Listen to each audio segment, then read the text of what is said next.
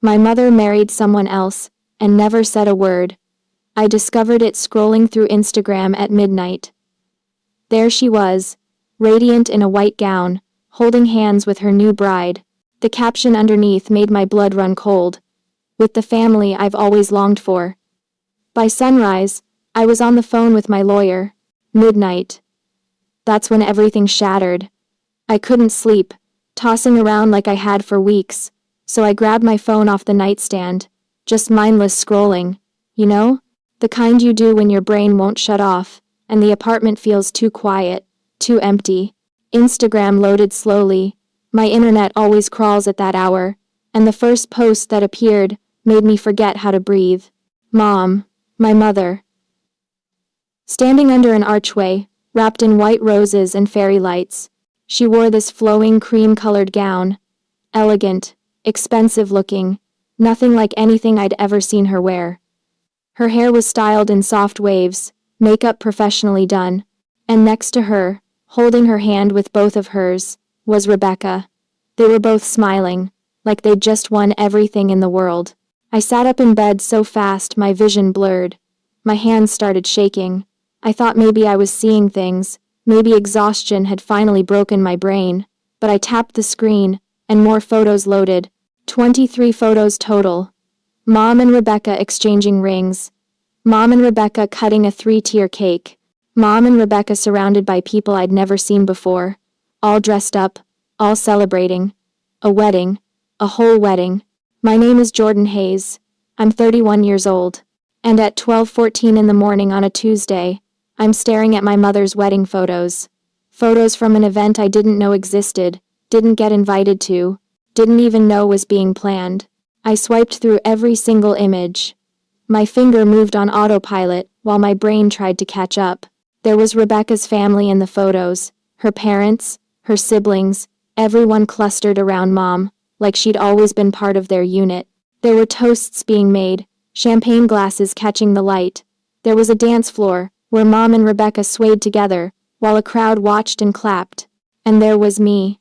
Nowhere. Not in a single frame.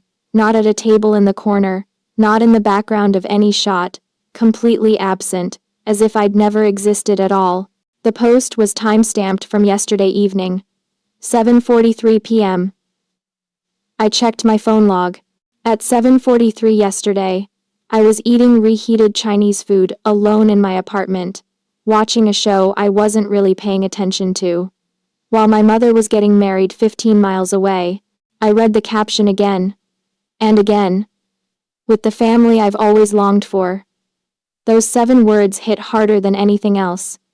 The family she'd always longed for. Not the family she had. Not the daughter she raised for 23 years before my father died. The family she longed for. Meaning I wasn't it. Meaning I had never been enough. I zoomed in on her face in the main photo. She looked genuinely happy. Not the tired, worn-down version of happy she showed me during our occasional dinners. This was something else. This was joy. Pure, unfiltered, uncomplicated joy.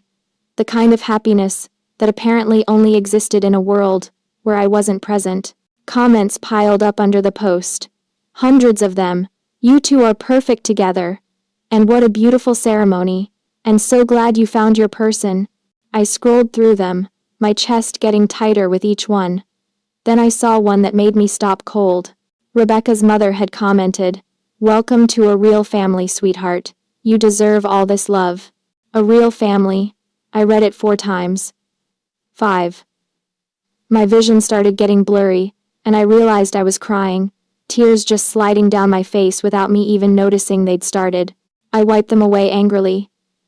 I didn't want to cry. Crying meant I was hurt, and being hurt meant I still cared, and I didn't want to care anymore. But I did care. God, I cared so much it felt like my chest was caving in, because this was my mother. The woman who gave birth to me, who raised me, who I called every Sunday even when the conversations felt strained. The woman I bought a house for. Let me back up. Let me tell you how we got here, because none of this makes sense without context. My mom and I, we weren't always distant. When I was little, we were close. Dad worked long hours as an accountant, so it was mostly just Mom and me. She'd take me to the park, help me with homework, let me sleep in her bed when I had nightmares. Normal mom stuff. Good memories. If this story stirs up something deep inside you, hit that subscribe button. Every single day brings a story that could mirror your own life. Drop a comment telling me where you're tuning in from. Dad died when I was 23. Heart attack. Sudden. No warning. He was 51. Mom was 49. I was just finishing grad school, barely holding myself together, trying to figure out how to be an adult in a world where my father no longer existed. Mom fell apart. Completely fell apart. She stopped eating, stopped showering, stopped doing anything except sitting in their bedroom staring at his empty side of the bed. I moved back home for 6 months, postponed my job offers, put my life on hold to take care of her.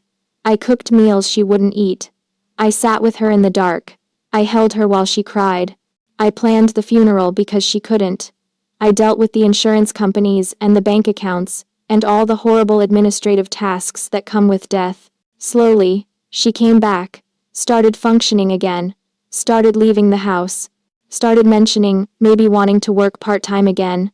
And I thought, okay, we're going to be okay. We survived the worst thing possible, and we're still standing. Then she met Rebecca. At some grief support group a year after Dad died, Rebecca had lost her spouse too. They bonded over that shared pain. Mom started mentioning her name a lot. Rebecca said this funny thing today. Rebecca invited me to a movie. Rebecca thinks I should try yoga. I was glad she had a friend. Genuinely glad. She needed connection. Needed to rebuild her life. But somewhere along the way, friend became something else. Mom sat me down one evening, nervous, fidgeting with her coffee cup. Jordan, I need to tell you something. Rebecca and I, we're seeing each other, romantically. I didn't know what to say. Not because I cared that it was a woman. I didn't. Love is love. I believed that completely. But because it had only been a year, 1 year since Dad died and she was already moving on, already calling someone else her partner, I tried to be supportive. I really did. I said, if she makes you happy, Mom, that's what matters. But I could hear the tightness in my own voice, the judgment I was trying to hide but couldn't quite manage. Things shifted after that. Mom started canceling our Sunday calls. Rebecca and I have plans. Started cutting our dinners short. I need to get home to Rebecca. Started talking less about her life, and more about surface-level things. The weather, the news, nothing real. I met Rebecca exactly twice. The first time was at a coffee shop, awkward and formal, where Rebecca looked at me like she was sizing up competition. The second time was at Mom's apartment for dinner, where Rebecca dominated every conversation and Mom just let her. Laughed at her jokes, touched her arm constantly, looked at her like she hung the moon. I felt like a stranger at that dinner. Like I was intruding on something private. Like I didn't belong in my own mother's life anymore. After Dad died, Mom had struggled financially. The life insurance helped, but it wasn't enough to maintain the house they'd lived in for 25 years, not with the mortgage still hanging over her head. She talked about selling, about downsizing, about moving into some depressing apartment complex for people over 55. That's when I made the decision. I'd been working for 6 years by then, saved aggressively, lived below my means. I had enough for a down payment on a small house, so I bought one. A 2-bedroom place in a quiet neighborhood, modest but comfortable, and I gave it to her. I remember the day I handed her the keys. She cried, hugged me so tight I could barely breathe. You didn't have to do this, Jordan. This is too much. But I insisted. You're my mom. You raised me. You don't need to worry about rent or mortgages anymore. This is yours. She moved in 3 weeks later. Decorated it with her furniture from the old house, mixed with new things she and Rebecca picked out together.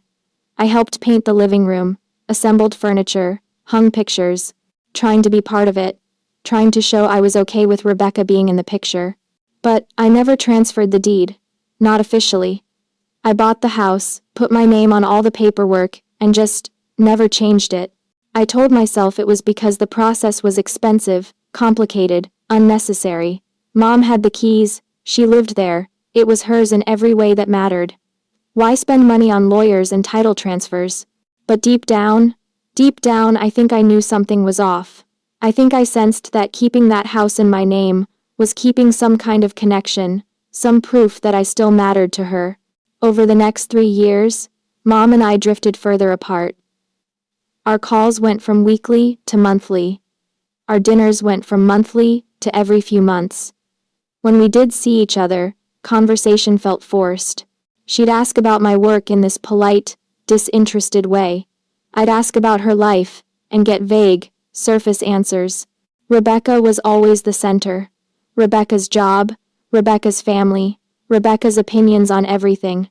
Mom had become someone else entirely. Someone who laughed differently, dressed differently, talked differently. Someone who looked at me like I was an obligation rather than her child. I tried bringing it up once. Mom, do you feel like we're drifting apart? She'd look surprised, defensive. No, honey, I'm just busy. Rebecca and I are building a life together. You understand. But I didn't understand. I didn't understand how building a new life required completely dismantling the old one. Then came my crisis. 8 months ago, I got sick. Not just regular sick, hospitalized sick. Pneumonia that turned severe, fluid in my lungs, fever that wouldn't break. I was alone in that hospital for 3 days before I even told anyone. I didn't want to bother people, didn't want to seem dramatic.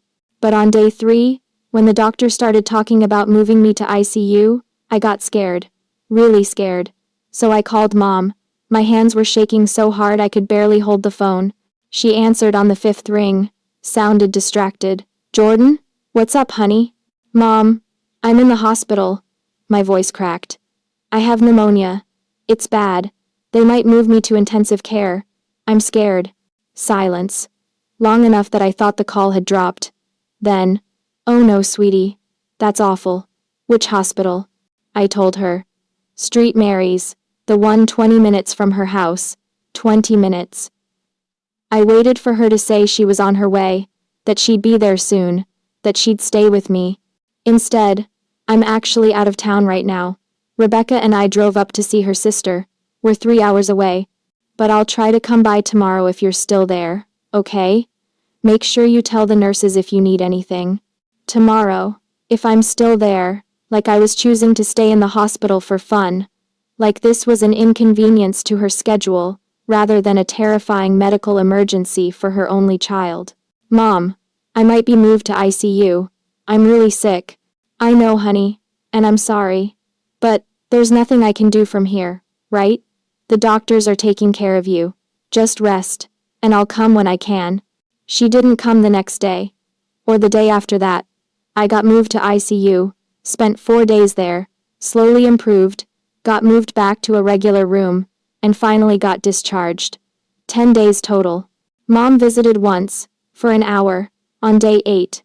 She brought flowers and sat in the chair farthest from my bed, checking her phone every few minutes. Rebecca had called 3 times during that hour. I counted. Each time, Mom stepped out into the hallway to answer, leaving me alone in that sterile room with machines beeping around me. When she came back in after the 3rd call, she looked stressed. Jordan, I'm so sorry, but Rebecca needs me to come home. There's a thing with her mother. I really need to go. I just nodded. What else could I do? Sure, Mom. Thanks for coming. She kissed my forehead quickly, grabbed her purse, and left. I watched her walk out that door and something inside me just broke. Not dramatically. Not with tears or anger. Just quietly broke. Like a glass falling in an empty room where nobody hears it shatter. After that, I stopped calling her. I figured, if she wanted to talk to me, she'd reach out. She didn't. 2 months passed. Then 3. Then 6. My phone would ring occasionally and my heart would jump, hoping it was her. It never was. I spent my 30th birthday alone. Ordered takeout. Watched a movie. Went to bed early. No call from Mom. No text. Nothing. At 11 p.m., I broke down and called her. It went to voicemail. I didn't leave a message. She called back 3 days later. Sorry I missed your birthday, honey. Things have been hectic. Rebecca and I are planning some changes. I'll tell you about it when I see you next. We didn't see each other next. Weeks kept passing, then months. Our last actual conversation was 4 months ago. A awkward video call where she asked about my job. I asked about her life, and we both pretended everything was normal. Rebecca appeared in the background twice, never acknowledged me. And now this. Now I'm sitting in my bed at 12:30 in the morning, staring at wedding photos from an event I didn't know was happening, an event I wasn't invited to, an event where apparently I don't exist. I went back to the caption. Read it again with fresh eyes, letting the full meaning sink in. With the family I've always longed for. Not my new family, or my chosen family, the family she'd always longed for, implying she'd been longing for it, searching for it, waiting for it, while she had me. The comments kept coming in real time. I watched them appear, each one another little knife. You deserve this happiness. Yeah. Apparently she deserved happiness that didn't include me. Such a perfect day. Perfect. Because I wasn't there to ruin it with my presence. I found Rebecca's profile and checked her posts. She'd shared the same photos with her own caption. Married the love of my life today. Finally have the family I was meant to be part of. Finally. As if she'd been waiting her whole life to find this, to find Mom, to complete something. And somehow, in that completion, there was no room for me. I closed Instagram, opened my messages, stared at the last text exchange with Mom from 6 weeks ago. Me. Hope you're doing well. Maybe we can grab dinner soon? Her. Things are crazy busy right now. I'll let you know when I have time. She had time. She had time to plan an entire wedding, time to send invitations to Rebecca's whole family, time to hire a photographer, and a caterer, and a venue, time to pick out a dress and do tastings, and all the 1,000 little things that go into a wedding. She just didn't have time for me. I lay back down, phone clutched in my hand, staring at my ceiling in the dark. My apartment suddenly felt smaller, emptier, colder. I'd lived here alone for 4 years, and never felt lonely. But right now, lying here, knowing my mother got married without telling me, I felt more alone than I ever had in my entire life. Sleep didn't come. I just lay there, my brain spinning through every interaction with Mom over the past 3 years, looking for signs I'd missed, looking for the moment where I stopped being her daughter and started being an inconvenience, looking for where I went wrong. Because surely I did something wrong, right? Surely there was a reason she chose to erase me. Surely I must have failed somehow to end up completely excluded from the most important day of her new life. At 6 in the morning, I gave up on sleep, made coffee with shaking hands, sat at my kitchen table, and opened Instagram again. The post was still there. The photos hadn't disappeared. This was real. This had actually happened. I noticed something I'd missed before. In one of the photos, there was a detail shot of the invitation suite on a table. The invitation was partially visible. I zoomed in, squinting at the text. Patricia Hayes and Rebecca Thornton request the honor of your presence. The date. 3 months ago, they'd sent these invitations. 3 months. 3 months of Mom knowing she was getting married and never saying a word to me. 3 months of phone calls where she could have mentioned it. 3 months of opportunities to either invite me, or at least tell me it was happening. She chose silence instead. She chose to let me find out like this, through social media, like some random acquaintance, who happened to follow her account. That's when something shifted inside me. The hurt started hardening into something else. Something sharper, colder, anger, not the hot, explosive kind, the quiet, calculated kind. The kind that makes you stop crying and start thinking. I opened my laptop, found the folder where I kept all my important documents, located the deed to the house where Mom lived, the house I'd bought and never transferred, the house that was legally, completely, unquestionably mine. I stared at that document for a long time. Then I picked up my phone and called my attorney, Vincent Chen, the lawyer who'd handled the house purchase 4 years ago.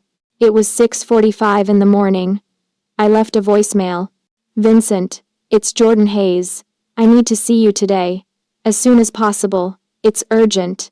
It's about the property on Maple Street. I need to sell it. Immediately. Call me back. I hung up, made another cup of coffee, sat back down at my table and waited. Vincent called back at 8:30. Jordan, got your message. You want to sell your mother's house? It's my house. I corrected him. My voice sounded different, harder. My name is on the deed. I own it. And yes, I want to sell it. Today, if possible. A pause. Jordan, these things take time. We need to list it, do showings, wait for offers. I don't want to wait. Find me a buyer who'll pay cash and close fast. I don't care if I have to take less than market value. I want this done. Another pause, longer this time. Vincent was smart. He heard something in my voice, knew not to push. Okay. Let me make some calls. Come to my office at noon. We'll figure this out. I spent the next 3 hours pacing my apartment, showered but couldn't remember doing it, made toast but couldn't eat it, checked Instagram compulsively even though looking at those photos felt like swallowing glass. At 11:30, I drove to Vincent's office. My hands were steady on the wheel. My mind was clear. I wasn't sad anymore. I wasn't hurt. I was done. Vincent's secretary showed me in. He was at his desk, papers already spread out in front of him. He gestured for me to sit. I made some calls, he started, studying my face. I have a client who's been looking for a property in that neighborhood. They're relocating, need something quickly, and they have cash. They can close in a week if you're serious about this. I'm serious. Jordan. He leaned forward. You should think about this. That's your mother's home. Whatever happened between you two, selling her house out from under her is extreme. Are you sure? I pulled out my phone, opened Instagram, turned the screen toward him. This is my mother's wedding. It happened yesterday. I found out about it at midnight, scrolling through social media. I wasn't invited. I wasn't told it was happening. I wasn't mentioned, wasn't included, didn't exist. My voice stayed level. The house is mine. I bought it with my money. She lives there because I allowed it. That permission is revoked. Vincent looked at the photos, then back at me. Something in his expression changed. Understanding, maybe, or just acceptance. Okay, I'll draw up the papers. The buyer wants to see it this afternoon. Can you get keys? Can you get keys? I had a spare set at home. I can have them here in an hour. Good. Let's do this. The sale moved faster than I thought possible. The buyer saw the house at 3 p.m., loved it, made an offer by 5, cash, close in 7 days, no contingencies. Vincent called me at 6 to confirm. They're offering $20,000 below market value because of the fast close. You want a counter? No. Take it. Jordan, you're leaving money on the table. I don't care about the money, Vincent. I care about sending a message. Take the offer. Papers were signed by end of business. The house would officially change hands next Tuesday. Mom had 7 days to get out. I sat in my car outside Vincent's office, engine off, phone in my hand. I needed to call her, needed to tell her, but every time I started to dial, my thumb froze. What would I even say? How do you tell your mother you're taking away her home? Then I remembered her caption. The family I've always longed for. I remembered the hospital, the birthday she forgot, the 3 years of slowly being erased. I remembered that I bought that house to take care of her, to give her security, and she'd repaid me by pretending I didn't exist. I dialed. She answered on the 3rd ring, music playing in the background, voices. Hello? Mom. My voice came out flat. We need to talk. Jordan. Hi, sweetie. Can I call you back? We have people over celebrating and it's kind of loud. People over. Celebrating. The wedding, of course. They were having an after party, and I wasn't invited to that either. No, this can't wait. You need to listen. Something in my tone must have registered. The music got quieter, like she'd moved to another room. Okay. What's wrong? I saw the Instagram posts. The wedding photos. Silence. Heavy, guilty silence. You got married, and didn't tell me. Jordan, I can explain. I don't want explanations. I'm calling to tell you something. The house you live in, the one on Maple Street, I'm selling it. The papers are signed. You have 7 days to move out. The silence that followed was absolute. I could hear her breathing, could picture her face going pale. What? Barely a whisper. I own that house, Mom. My name is on the deed. I never transferred it to you. And I've sold it to someone else. You have until next Tuesday to vacate the property. Jordan, you can't do this. That's my home. The audacity of that statement. My anger crystallized into something cold and sharp. No, it was a gift, given with love, with the expectation that I mattered to you. You've made it very clear, I don't, so the gift is revoked. This is insane. You can't just kick me out because you're upset about the wedding. I'm not upset about the wedding, Mom. I'm done. Done being erased. Done being an afterthought. Done being someone you're ashamed to include in your new perfect life. I'm not ashamed of you. Then why wasn't I there? Why wasn't I invited? Why have you spent 3 years pushing me away? Why did you let me find out about the most important day of your life through Instagram? Tell me why, Mom. Make it make sense. She was crying now. I could hear it in her breathing. Rebecca thought. We thought it would be easier. You've made it clear you don't approve of our relationship. We didn't want drama on our special day. There it was. The truth, finally. They didn't want me there because I was drama. Because I was a problem. Because including me would somehow taint their perfect day. I never said I didn't approve. You didn't have to say it, Jordan. I could see it in your face every time you looked at us. Like you were judging me for moving on too fast, for finding happiness again. I didn't need that energy at my wedding. My throat tightened. I was dealing with grief too, Mom. Dad died and you moved on so fast and I was still drowning. Maybe I wasn't as supportive as I should have been, but I was trying. I really was trying. It wasn't enough. Rebecca's family accepts me completely. They don't make me feel guilty for being happy. And there it was. The real reason. Rebecca's family was better, easier, more accepting. And I was the damaged, complicated original that needed to be replaced. Fine. Enjoy your new family. But you don't get to keep the house I bought you while you're building that life. 7 days, Mom. I suggest you start packing. Jordan, please. Where am I supposed to go? I don't know. Maybe Rebecca's parents have room. They seem to love you so much. I'm sure the family you've always longed for will take care of you. I heard her sob. A real, broken sob. And I felt nothing. No guilt. No regret. Just cold, clear certainty. You're really going to make me homeless? You're not homeless, Mom. You're just no longer living in my house. There's a difference. You made your choice. You chose Rebecca's family over me. You chose to exclude me, to erase me, to build a life where I don't exist. Fine. But you don't get to do that while living in a house I bought you. You don't get both. I never meant to hurt you. But you did. You hurt me so badly that I spent months thinking there was something wrong with me, wondering what I did to deserve being cut out of your life. Lying in a hospital bed scared I might die while you were 3 hours away with Rebecca's sister. Spending my birthday alone because you couldn't be bothered to call. Watching you on Instagram, living this beautiful life that I'm not part of. You hurt me, Mom. You hurt me in ways I didn't know were possible. And you know what the worst part is? You didn't even notice. You were so happy in your new life that you didn't notice your own daughter disappearing. She was fully crying now. Broken, messy sobs. I'm sorry. I'm so sorry, Jordan. I didn't realize. I was just trying to be happy again after losing your father. I was trying to survive. So was I, Mom. I lost him too. And then I lost you. And nobody noticed. Nobody cared.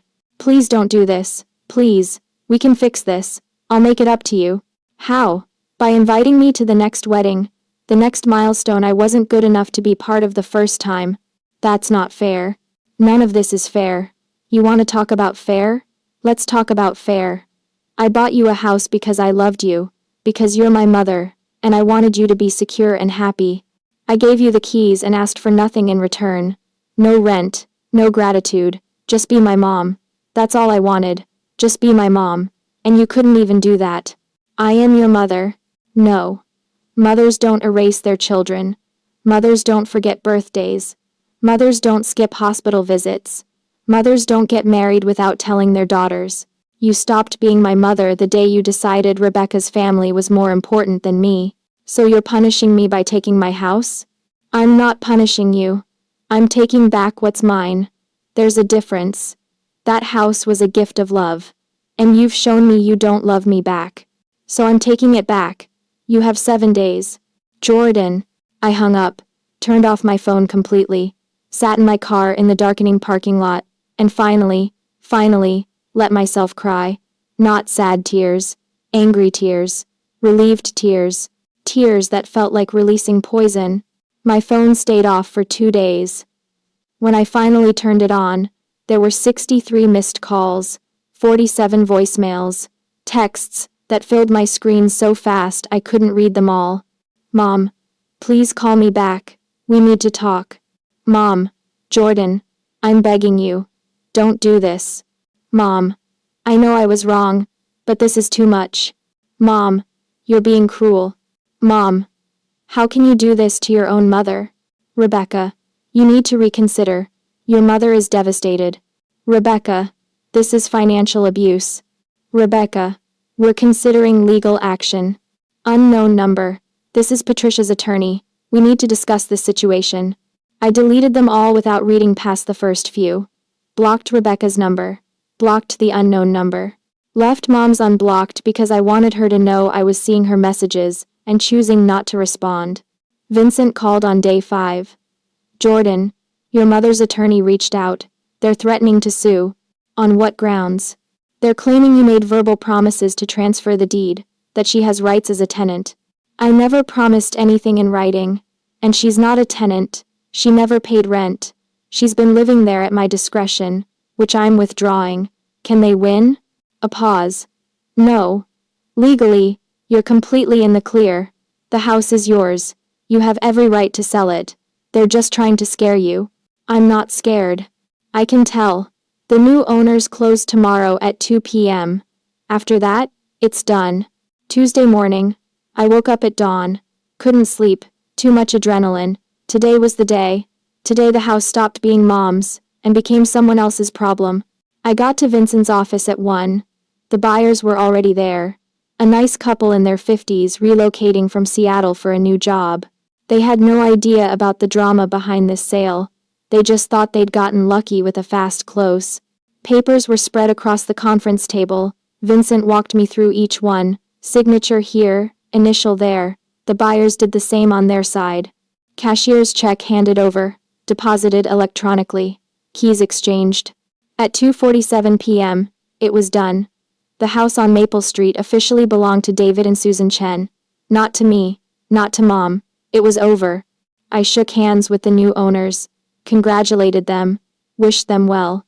They seemed genuinely nice. I hoped they'd be happy there. Vincent walked me out. How do you feel? I thought about it. How did I feel? Lighter. He nodded. Your mother has until Friday at noon to remove her belongings.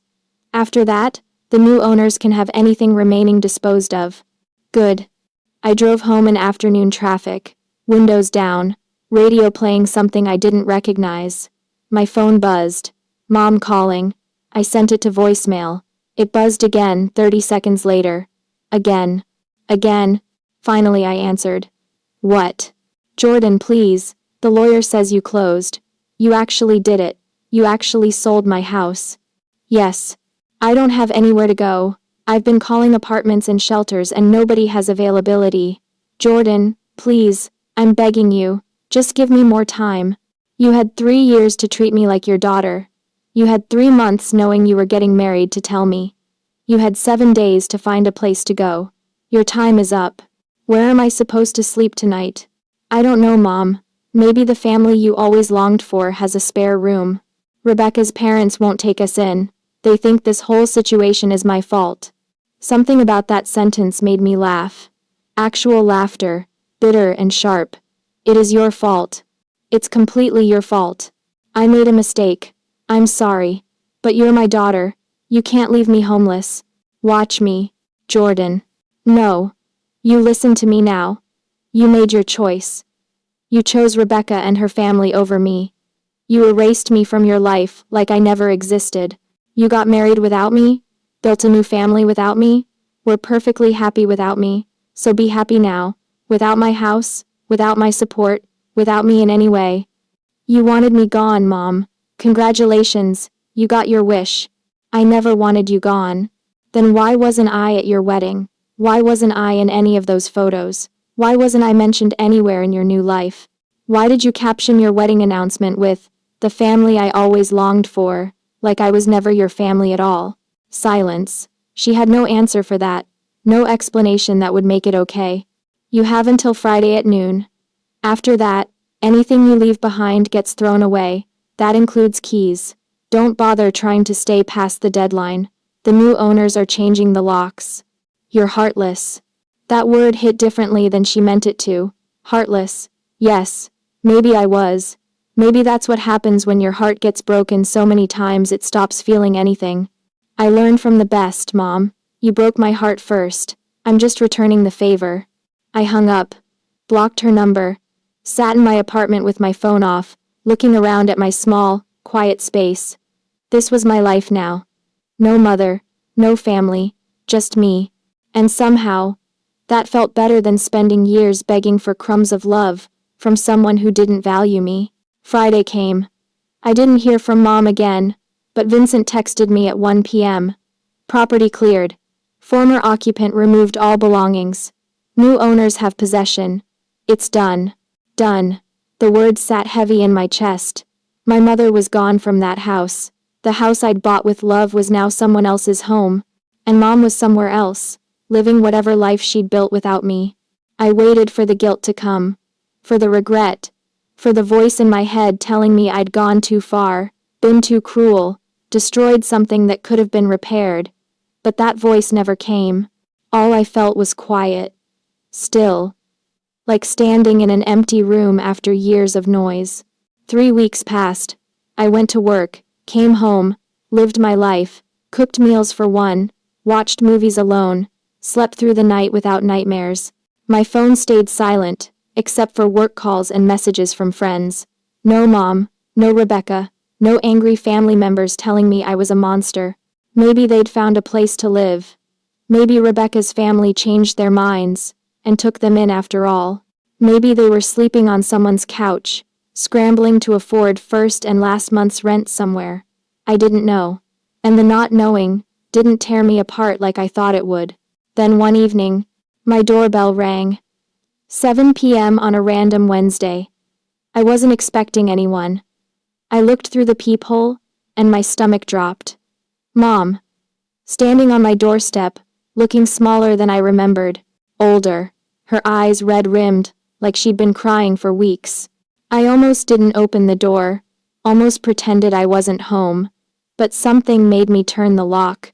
Curiosity, maybe, or the last dying ember of whatever bond we used to have.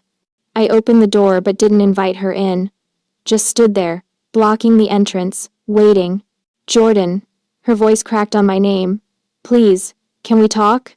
Talk about what? How you're homeless because of me? How I'm a terrible daughter? I've heard it all already, Mom. There's nothing new to say. No. I came to say you were right. That stopped me. I stared at her, searching for manipulation, for strategy, but all I saw was exhaustion.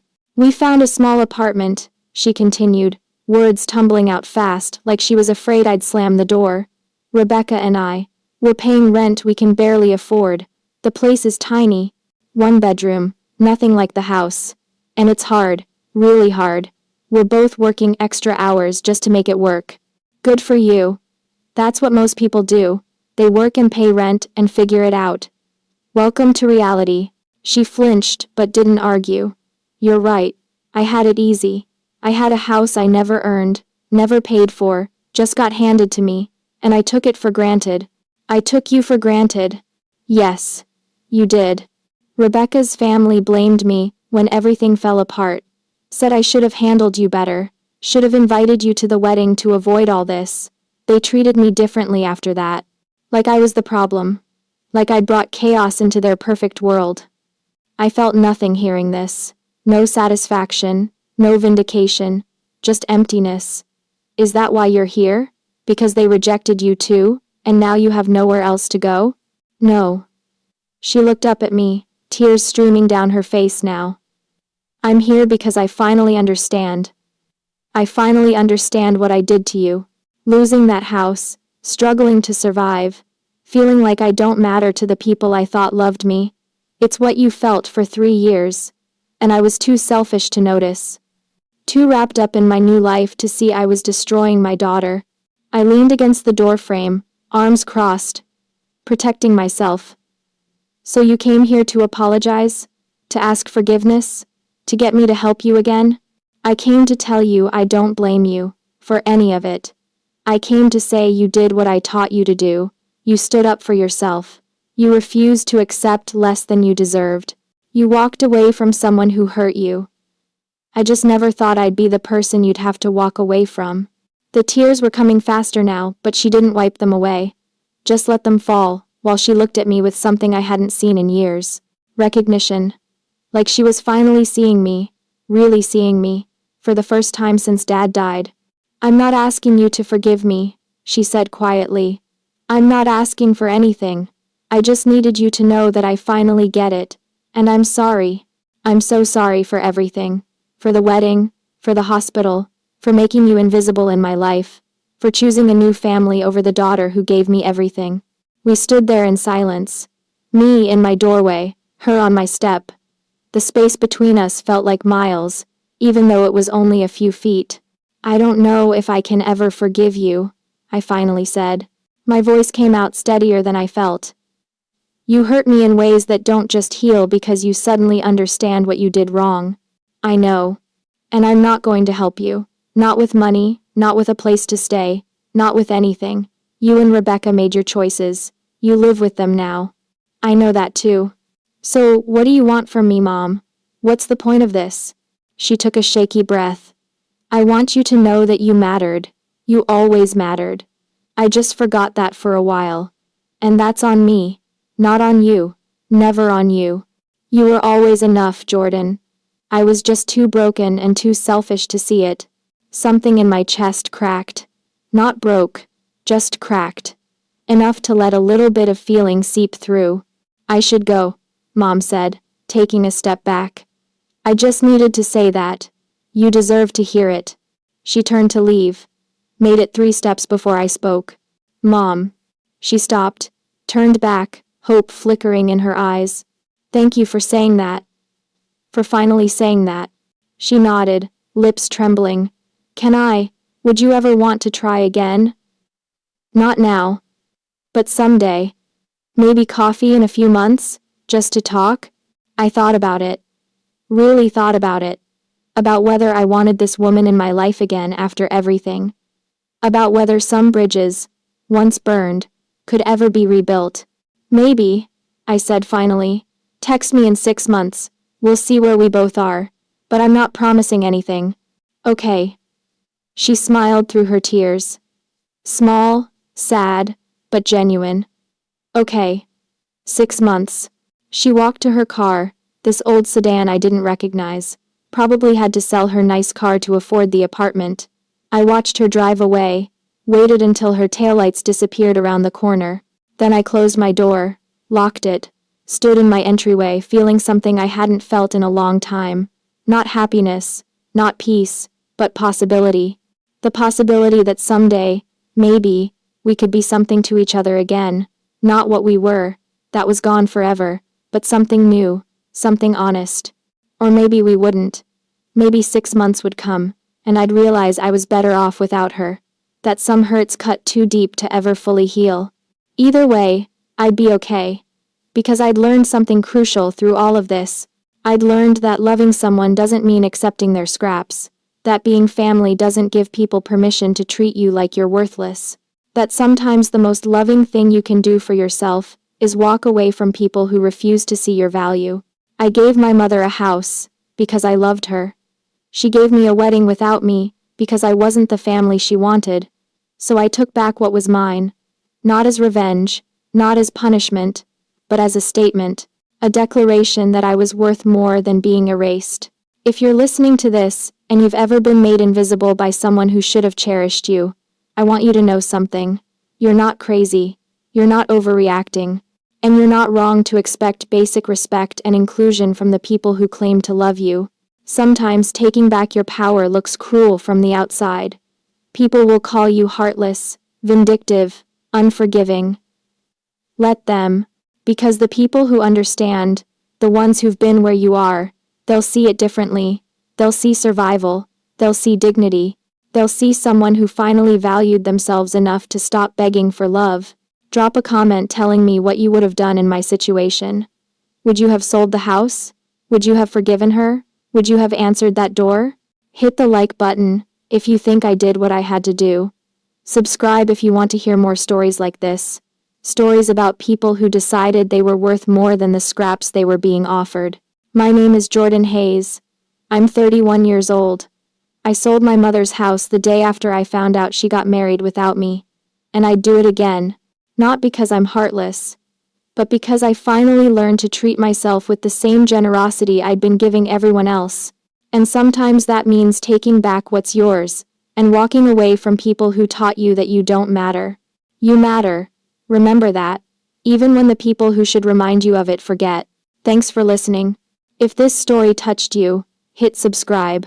Every day, there's a story that might be yours. A story about family, betrayal, and choosing yourself when no one else will. Drop a comment below and tell us, where are you listening from? Have you ever had to choose yourself over family? What would you have done in Jordan's shoes? Your story matters, your pain is valid, and you're not alone. Subscribe so you never miss a story that could change how you see your own life. I'll see you in the next story.